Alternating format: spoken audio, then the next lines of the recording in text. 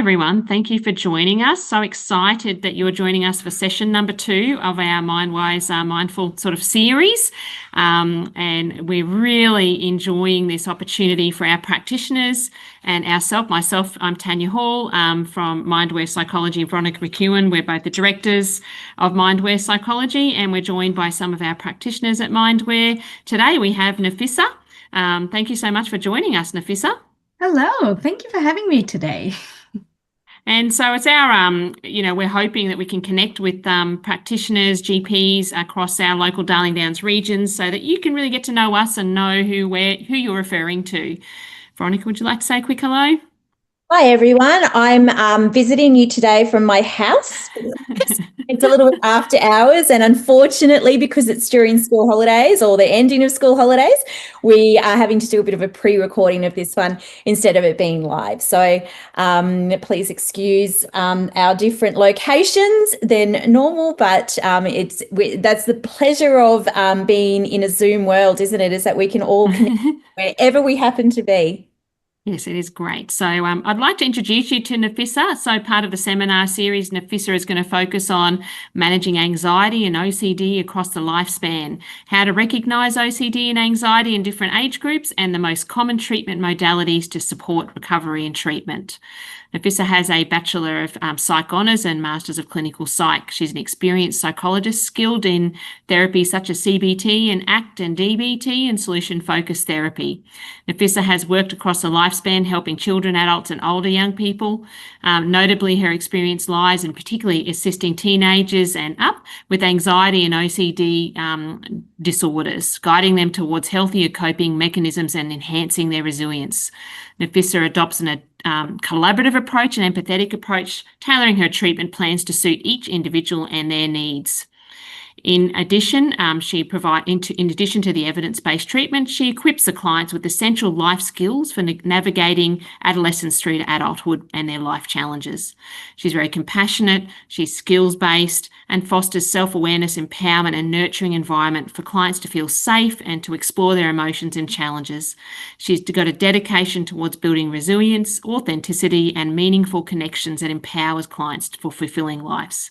Very excited to have Nafisa join us. Thank you, Nafisa. Thank you. Very excited to be able to just talk a little bit and, give my insight on OCD and whatnot.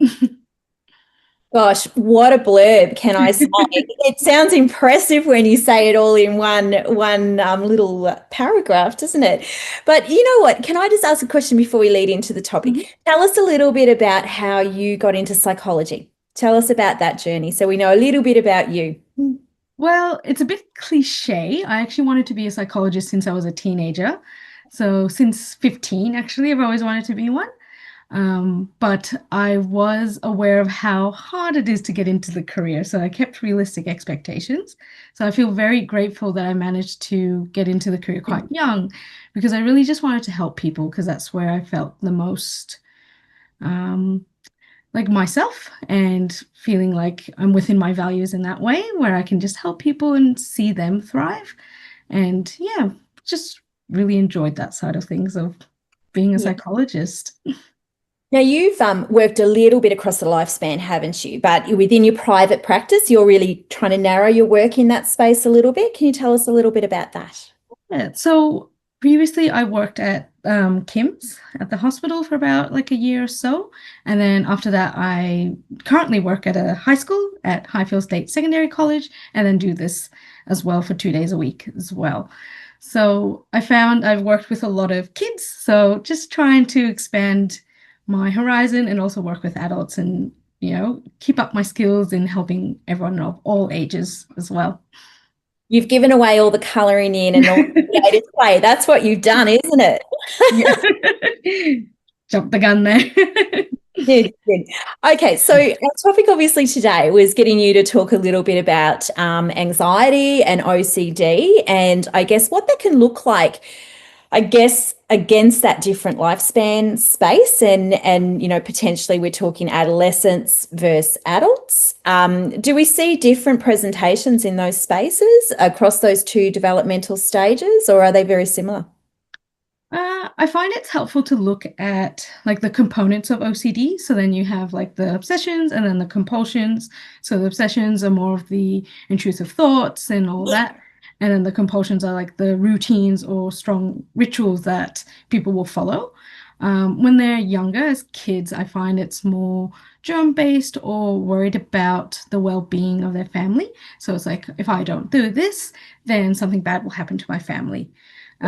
As they've gotten older, I find it kind of relates more to what they do day to day. So, like for teenagers, they're often worried about school and their performance in that. And if they don't do it in this certain way, then they'll fail. And then it kind of catastrophizes from there and worry about the outcomes after that. And similarly, it presents the same way as adults as well. So, kind of applying to their like adult world and like, oh, if I don't do this, then this bad thing will happen. Or they'll have like intrusive thoughts that make them worry about how they are as a person. So if they have like a sexual thought, they'll feel quite guilty and worried that they had that thought in the first place. So then they might kind of have a lot of distress coming from that. So a lot of more internalized It's sort of situations when they're an when I adult. hear you sort of talking about that, Nafisa, it sort of sounds like, initially the scope stays very small in childhood and it's within that Yes. inner circle and it expands out a little bit as we get a bit older. Yeah. And so it can be a bit hard to, I guess, pick initially because, these are normal worries as adults, where it's like, of course, we're going to worry about how we're going to do as like the finances are getting worse, all that kind of stuff. So it's just seeing how much it affects their life. Because if it's bringing on more distress than like the typical stress that a normal adult might have, then that's when we kind of go, oh, okay, is this actually taking up more time of your day and kind of impacting how things are around other people as well, too.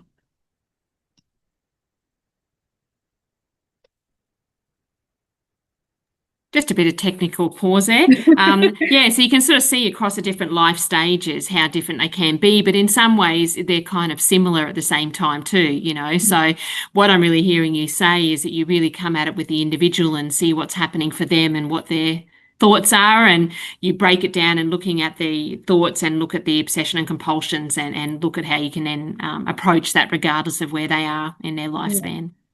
Because often they'll feel like they're crazy for having to think or feel this way. And so it's really important to validate that experience and kind of go, hey, worries are normal. And if it's going, I guess, beyond what we would call the normal, then it's like, it's okay. There's still a way that we can address it and work on it and have that compassion for them that like, it's all right.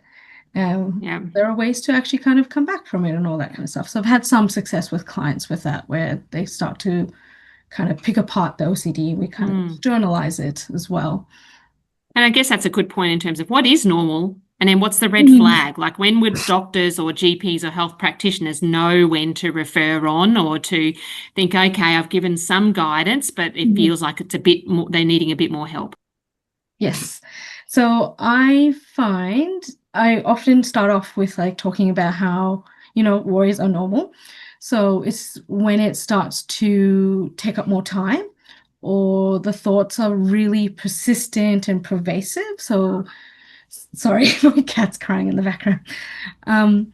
Sometimes if the thought is like, you go, oh, let's just not worry about it, but it keeps coming back and that brings on a lot of stress and it takes up a lot of time in their day, then I would say, okay, that's a bit of a red flag where it's like, okay, it's taking a lot of energy out of you and it's making you feel crap as well because it's going on for so long.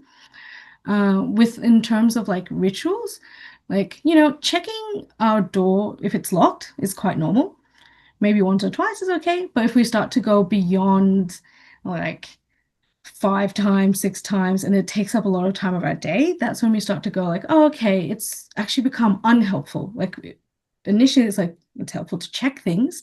But if it's becoming in the unhelpful territory, then that's when we go, oh, okay, maybe you could have some assistance with trying to manage that anxiety and that distress that comes from not checking things or not doing a certain ritual or activity as well.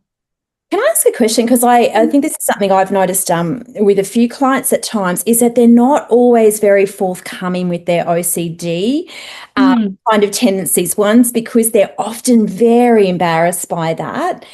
And as you said before, kind of feel like it's not normal, they're crazy, and other people are going to see them as crazy. Yeah. Do you have any advice, I guess, for GPs when clients are confident enough that they've shared a little bit? What's a helpful way for a clinician or a GP to kind of respond to that initial disclosure? The non-judgmental approach will always be the best way, because these behaviors come from a place of like reason, like whether something has happened in our childhood or we've had enough struggles where oh, there's a pattern here. If I do it in this certain way, that's where a ritual might come through, or like counting behaviors or anything that might help like appease or like calm the stress, because it's all about trying to reduce that stress. So validating the stress that comes with it is definitely a good approach to have, because it's they're doing it because they're trying to reduce distress or like a feeling of like awfulness, and they found, well, their brain has made them think, oh, if I do this, then this will stop feeling like this. But it's just like a short-lived thing. So that's where OCD kind of comes in, because it doesn't actually address the underlying issue, kind of thing. I think that's an awesome point that you just made there, in terms of that often the beginnings of that OCD has actually come from a genuine experience that they've had. And an experience that their brain has just taken as quite a distressing one. And often it was distressing in the moment, wasn't it? And then it's adapted another way to cope with that. And that's exactly it. It's like adapting to the situation, like how we will have the same empathy for trauma clients. It's a similar vein of like, the behavior is there to serve a function, and it's to reduce the anxiety that they're experiencing from whatever's triggering it. Initially, it might have been quite helpful and it reduced that distress, but long term, it becomes they need more, or it's not adaptive anymore. Definitely, yeah. That's it. What are some of the primary treatment modalities that you have found to be effective in the work with anxiety and OCD? So with going with like research-based evidence, CBT is definitely the number one to help with OCD. So I will typically build the clients up with anxiety management skills, because in order to tackle OCD, you want to actually have them prepared for the war and not make them go in unprepared for that. So making sure that they've got ways to address, like if they're like breathing gets really fast, having breathing strategies, having strategies to ground them into the situation. Because sometimes I often use the example of like a time machine, because like your brain will make you worry about the past or worry about the future, so you're not really in the present moment. So we want to ground you and bring you back to the present, because you can only control what you can here and now, kind of thing. So trying to equip them with those skills, and then once that's done, address the cognitions and have them understand where the thinking comes from and why these intrusive thoughts might happen. And as we go on, we then start to do exposure therapy and try and get them to be prepared to withhold kind of doing the ritual or like engaging with the thoughts, all that kind of stuff. Yeah, so that more response prevention component becomes really essential, I imagine. Do you have any particular strategies that you use to contain or maintain the client at that stage? Because I would imagine that is a space that they're often wanting to move away from, not move towards. Discomfort isn't something that we tend to like to do. And obviously confronting those OCD thoughts particularly would be very uncomfortable. Yeah. So I give them a warning beforehand, so then they're fully aware of what's happening. But then I tell them I'm not going to throw you in the deep end, and I'm not going to throw you in there by yourself as well. So I do emphasize how I'll be there to help them kind of come through. And if there is failure, because we're not perfect, we're all human, that it's okay. We can always problem solve and understand, like, okay, how do we make sure we have success in the next time and all that kind of stuff? Because usually they'll come to us after it's been a long time that they've had OCD symptoms. So it becomes very habitual and it often takes time to break a habit. So I kind of prepare them with that, being like, hey, there might be some failure, but it's okay because we'll work on it and we'll figure it out, because that's what life is all about. And the figuring out how to actually resolve when a failure happens is also a useful skill. So I also sell that to them. It's like, hey, we can learn from that too, because that teaches us how to be resilient, and kind of when we come up with like brick walls or barriers, it's like, okay, cool. I'm not gonna fail. Like, I'll know how to get around it in some way. And I think it also helps to externalize OCD. It's like, it's not you. Like, it's helped you for a while, but that doesn't mean that's who you are as a person. You can push it away. And some days it might come visit, and other days you can be like, nope, don't come to me, don't see me. I'm having my own time here as well. So I use lots of metaphors to help explain it and kind of get their buy-in and all that. But also emphasizing that I'll be with them, because I think doing it alone is the scariest part. Yeah, and which probably leads to a really important part of that too. I imagine working with the families or their support people or carers or whoever it is that's around their life, because I would imagine they can also be facilitators of it perpetuating, and you might need to sort of at times work with them too. Is that part of what you tend to do? Yes. Actually, I probably should have mentioned that in the red flag section, is that often it kind of has a bit of a ripple effect and affect others, because they'll be like, oh, mum gets mad at me, or my partner gets really frustrated with me. And so that can kind of also show how much of like a pervasiveness it has in affecting their day-to-day living. And so even I encourage them to, because if the partner or the family member's not in the session with me, I encourage them to tell their families, because I'm like, well, you learned it from me. It helps to learn yourself by explaining it to others, but also it helps share that journey as well. So then you don't feel like you're having to fully do it on your own as well. Yeah. Because we're getting closer to the end. We'll just probably jump through. We've got about 4 minutes or so left. So I was curious, and I think it's something that comes up in the GP space an awful lot, is getting into a psychologist can be a long wait sometimes, particularly someone that's got experience in the space that they're wanting to. Are there any programs, resources that GPs can refer clients to while they're waiting to see a psychologist? Yes. So there's actually quite a few, which is really good. If you're looking at more of like younger kids or even teenagers, there's the Brave program. So that was, I believe, made by UQ. And so it's free. Anyone can access it. And you can actually connect a practitioner to it. So you can also monitor like the progress and all that. So that can be shared to the psychologist, so they eventually get to see a psychologist as well.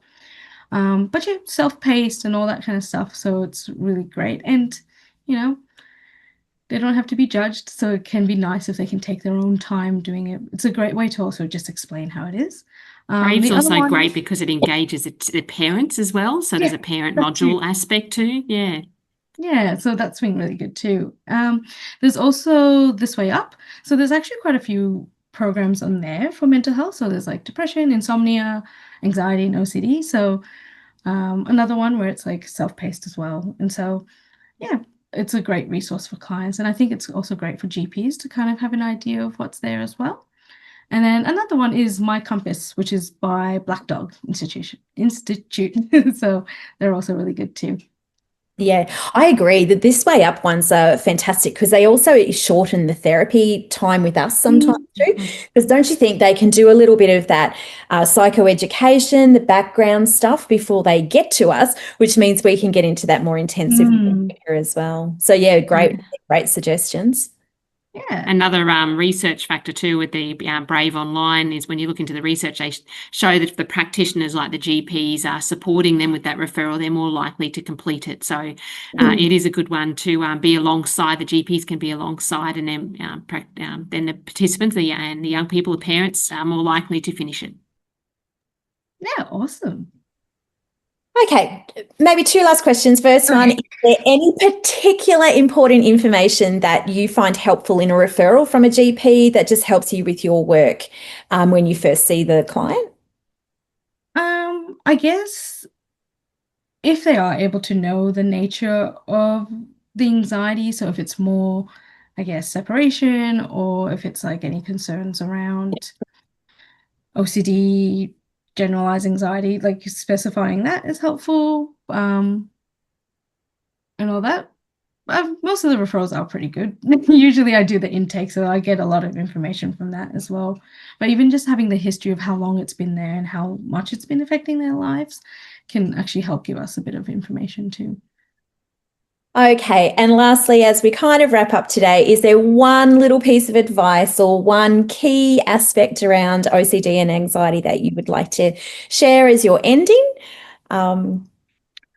I think the point of like it's not you, like you don't become your anxiety or you don't become your OCD, that you can like overcome it and there's more to you than just that aspect of your life, and can easily overcome it and become your own person and have your own life and not be run by OCD or anxiety. Yeah, I think that in a nutshell is really this idea that it is treatable. You know, I think so many people with OCD have this belief that I've just got to live with it, and this is something that can actually be treated. And I think that's the most exciting thing, like you're kind of sharing there, is this idea is this can actually get better. It doesn't mean it's going to be comfortable or easy, but it is very treatable when we're brave enough to step into that space. 100%. Definitely, yeah. And you see that too, as anxiety is sometimes the most treatable condition we can see when you know, people are ready for change. Yeah. So thank you very much, Nafisa, for joining us today. No worries. So MindWise Psychology, if you're wanting to refer to Nafisa, you can write out your referrals to MindWise Psychology. You can address them to Nafisa. So it's contact@mindwarepsychology.com.au or 46464953. You can call us and our friendly reception team. And our next guest speaker is Olivia Olson, who will be talking about what's behind the outbursts, understanding trauma, neurodivergence and emotional dysregulation in young people, plus some practical tips. And that's on 30th of July. So yeah, thank you very much, Veronica and Nafisa, for joining us today. Thank you, and thanks for being flexible with the recording aspect. That's all good, and thank you to all our GPs for joining us. We will pause now and share this recording and give an opportunity for some GPs to ask us some questions. We'll move back to our live question and answer if you've got any questions. Thank you. Thanks, Nafisa. Thank you. Bye.